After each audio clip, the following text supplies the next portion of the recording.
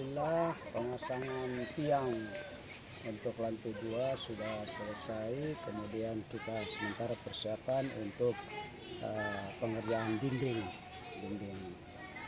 bangunan lantai 2. Semoga